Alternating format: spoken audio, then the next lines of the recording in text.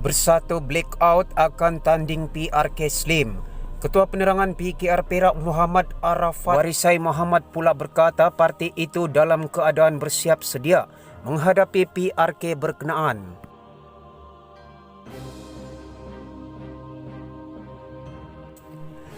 Kumpulan daripada kem Dr. Mahathir Mohamad berkata akan bertanding dalam pilihan raya kecil PRK Dun Slim. Senator Marzuki Yahya berkata kem mereka akan meletakkan calon menentang Perikatan Nasional PN. Beliau mendakwa seorang ahli Majlis Presiden Pakatan Harapan PH memberitahu bahawa gabungan pembangkang itu tidak akan bertanding pada PRK itu nanti. Kami bersatu blackout akan bertanding di PRK Slim. Ini kerana seorang ahli Majlis Presiden PH mesej saya berkata bahawa PH tidak akan bertanding. Mereka tarik diri katanya kepada Malaysia Kini. Malaysia Kini telah menghubungi Ketua Sekretariat PH Saifuddin Nasution Ismail bagi mengesahkan perkara itu. Kerusi Dun Slim kosong selepas penyandangnya dari BN Muhammad Kushairi Abdul Talib 59 meninggal dunia di Hospital Bentong Pahang pada 15 Julai lalu akibat serangan jantung. Berikutan itu, Suruhanjaya Pilihan Raya SPR menetapkan PRK Dun Slim diadakan pada 29 Ogos, hari penamaan calon pada 15 Ogos, manakala tarikh mengundi awal pada 25 Ogos. Takkan guna logo PH. Marzuki menambah lagi bersatu blackout tidak akan menggunakan logo PH pada PRK tersebut. Kami tidak akan bertanding menggunakan logo PH. Sama ada kami guna lambang baru atau lambang yang diberikan oleh SPR, katanya. Bersatu blackout merupakan kumpulan bekas ahlinya yang menyokong Mahathir Mohamad selepas tidak bersetuju keputusan Presiden parti itu.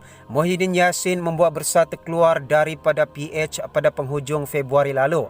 Krisis selama seminggu itu menyaksikan presidennya Muhyiddin Yassin dilantik sebagai Perdana Menteri selepas Mahathir membuat keputusan meletakkan jawatannya.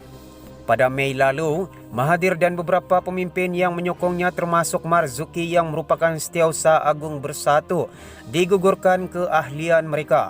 Pada PRU ke-14 lalu, Kushairi memenangi kerusi Dun Slim dengan menewaskan calon Bersatu Muhammad Amran Ibrahim dan Muhammad Zulfadli Zainal dari PAS. Allahyarham memperolehi 8,327 jumlah undi dengan majoriti sebanyak 2,183 undi. PKR Perak bersiap sedia. Sementara itu, Ketua Penerangan PKR Perak Muhammad Arafat Warisai Muhammad berkata parti itu dalam keadaan bersiap sedia menghadapi PRK itu nanti. Kami dalam keadaan ready mode menghadapi PRK menentang PN. Hanya menunggu pengumuman rasmi dari pucuk pimpinan PKR, katanya ketika dihubungi Malaysia Kini. Beliau turut memaklumkan PKR Perak akan mengadakan mesyuarat yang akan diketuai pengurusinya, Farhas Wafa Salvador Rizal Mubarak, malam ini sebelum menghantar laporan PKR Negeri kepada pusat. PKR Pusat akan bermesyuarat malam ini untuk memuktamadkan beberapa isu sebelum laporannya dihantar kepada pucuk pimpinan untuk membuat keputusan selanjutnya. Kajian lapangan yang dilakukan oleh jawatan kuasa teknikal sejak Selasa lalu turut akan dibincang dalam mesyuarat hari ini, tambahnya. Pada 16 Julai lalu, Farhas berkata parti itu akan meletakkan calon mereka dalam PRK itu nanti. Ketika ditanya adakah PKR telah mengenal pasti calon, Arafat yang juga Adun Hulu Kinta mengesahkannya, namun belum ada keputusan muktamad.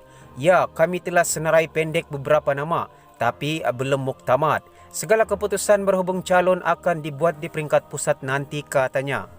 Sementara itu, Naib Presiden PKR Chan Lee Kang berkata bahawa keputusan rasmi PH berhubung PRK Slim akan diumumkan pada Isnin depan. PH akan umum secara rasmi selepas mesyuarat di Parlimen pada Isnin ini, katanya ketika dihubungi. Terdapat lebih 23,300 pengundi berdaftar di Dun Slim. Berita selanjutnya, pendengaran rayuan Syafi'i gugur Sri Ram ditetapkan pada 30 September. Mahkamah menetapkan tarikh itu selepas membenarkan permohonan peguam untuk menangguhkan pendengaran rayuan hari ini.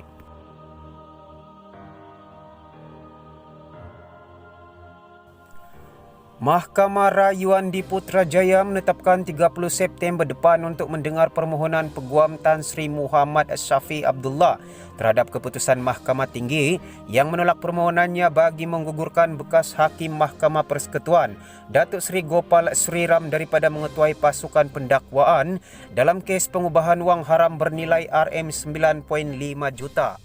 Panel 3 hakim diketuai Hakim Datuk Seri Kamaluddin Muhammad Said menetapkan tarikh itu selepas membenarkan permohonan Peguam Hervinderjit Singh yang mewakili Muhammad Syafiee untuk menangguhkan pendengaran rayuan yang dijadualkan hari ini. Hervinderjit Singh memberitahu mahkamah bahawa beliau memohon pendengaran berkenaan ditangguhkan sementara menunggu keputusan semakan kehakiman di Mahkamah Tinggi Kuala Lumpur. Semakan kehakiman itu yang difailkan Muhammad Syafiee dan bekas Perdana Menteri Datuk Seri Najib Razak secara berasingan adalah bagi mencabar keputusan Peguam Negara yang melantik Sriram sebagai timbalan pendakwa raya yang akan didengar pada 29 Julai ini. Timbalan pendakwa raya Af Zainizam Abdul Aziz tidak mengemukakan sebarang bantahan terhadap penangguhan pendengaran rayuan itu. Dua lagi anggota panel hakim pada hari ini ialah Datuk Aziza Nawawi dan Datuk Wira Ahmad Nasfi Yassin. Pada 22 April tahun lepas, Hakim Mahkamah Tinggi Colin Lawrence Square menolak permohonan Muhammad Syafiee untuk menggugurkan Sriram dan juga untuk mendapatkan surat pelantikan Sriram sebagai timbalan pendakwa raya kanan. Bagaimanapun, Muhammad Syafiee dan Najib memfailkan semakan kehakiman memohon perintah mahkamah untuk membatalkan pelantikan Sriram atau menggugurkan beliau dengan menyatakan surat pelantikan Sriram adalah tidak sah. Muhammad Syafiee mengaku tidak bersalah di Mahkamah Session Kuala Lumpur pada 13 September 2018 atas dua pertuduhan menerima wang hasil daripada aktiviti haram berjumlah RM9.5 juta daripada Najib dan dua pertuduhan membuat penyata yang tidak betul di bawah Akta Cukai Pendapatan 1967. Manakala Najib pula berdepan tuduhan rasuah dan pengubahan wang haram membabitkan wang RM2.3 bilion dana berkaitan One Malaysia Development Berhad 1MDB. Sumber dari bernama. Ayo kita beralih ke perkembangan berita kenyataan Menteri penuh kontroversi. Video TikTok, YouTube tak perlu lesen Finas. Pengguna media sosial bebas menggunakan platform yang sedia ada seperti TikTok, YouTube dan sebagainya. Pengguna media sosial bebas memuat naik video seperti biasa tanpa memerlukan lesen daripada Perbadanan Kemajuan Filem Nasional Malaysia Finas, kata Menteri Komunikasi dan Multimedia Saifuddin Abdullah. Pengguna media sosial bebas menggunakan platform yang sedia ada seperti TikTok, YouTube dan sebagainya, termasuk menghasilkan dan memuat naik video seperti biasa tanpa perlu memohon lesen atau bimbang didakwa oleh Finas, katanya. Katanya perkara itu antara perkara yang dipersetujui Kabinet hari ini. Saifuddin semalam dikritik hebat selepas berkata penerbit filem wajib memohon lesen pengeluaran filem serta surat perakuan penggambaran SPP, tidak kira media arus perdana atau media personal yang menerbitkan filem di platform media sosial atau saluran tradisi. Beliau berkata demikian ketika ditanya sama ada keperluan lesen itu turut terpakai ke atas pihak yang menggunakan platform media sosial seperti Instagram dan TikTok. Isu lesen itu muncul selepas kerajaan memutuskan untuk menyiasat sama ada Al Jazeera mempunyai lesen selepas menerbitkan dokumentari berkaitan layanan kerajaan terhadap pekerja asing ketika COVID-19. Sementara itu, Kabinet juga, kata Saifuddin Abdullah, memberi komitmen untuk mendukung kebebasan media dan hak kebebasan individu di media sosial serta akan meminda Akta Perbadanan Kemajuan Filem Nasional Malaysia 1981. Pindaan itu, katanya lagi, akan mengambil kira situasi semasa. Saifuddin berkata pada 20 Jun lalu Kementerian Komunikasi dan Multimedia Malaysia KKMM telah memulakan usaha meminda akta-akta bawah pengawasan kementerian agar bersesuaian dengan situasi semasa. Kerajaan akan memulakan proses meminda akta-akta tersebut dalam masa terdekat, katanya. Semua sumber berita telah dipetik dari Malaysia Kini Online. Terima kasih kerana anda tidak jemu-jemu menyokong perkembangan channel ini. Jangan lupa like dan subscribe jika anda rasa channel ini telah memudahkan anda mendapat sumber berita.